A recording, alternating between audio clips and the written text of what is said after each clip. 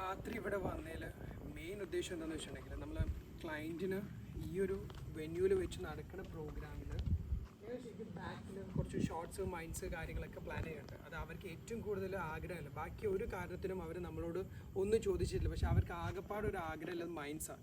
അപ്പോൾ നമ്മളെ ക്ലയൻറ്റിൻ്റെ safety precautions നമ്മൾ എന്തായാലും എടുക്കണം. ഇപ്പം എല്ലാ സ്ഥലത്തും നമ്മൾ കൂടുതലായിട്ട് കാണുന്ന ഇങ്ങനത്തെ ഇവൻറ്റ് ഫീൽഡിൽ എന്തെങ്കിലും ഒരു പ്രശ്നം വരുന്ന ടൈമിൽ അത് ഭയങ്കരമായിട്ട് ഹാംഫുള്ളായിട്ട് റീസെൻ്റ് ആയിട്ടുള്ള ഒരു വീഡിയോ വൈറലായിട്ടുണ്ട്. ഒരു ബ്രൈഡും ഗ്രൂമും ജസ്റ്റ് ബാക്കിൽ നിന്ന് മൈൻഡ് ഷോട്ട്സ് ചെയ്യുന്ന ടൈമിൽ ആ ഫയർ തെറിച്ച് അവരെ മേത്ത് വീണത്. അപ്പം ഞങ്ങളിപ്പോൾ ഇവിടെ വന്നത് ഈ രാത്രി ഇവിടെ വന്നത് എന്തിനാണെന്ന് വെച്ചിട്ടുണ്ടെങ്കിൽ ഇത്ര ഡിസ്റ്റൻസ് നമ്മളത് കീപ്പ് ചെയ്യും.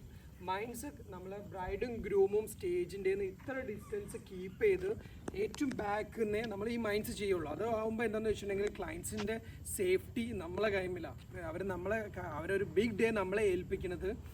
എല്ലാ കാര്യവും നമ്മൾ നോക്കിയിട്ട് വേണം ചെയ്യാൻ. അപ്പം അതിന് വേണ്ടിയിട്ട് ട്രയൽ റണ്ണിന് വേണ്ടിയിട്ട് വന്നതാണ്, നമുക്കത് കാണുകയും ചെയ്യാം.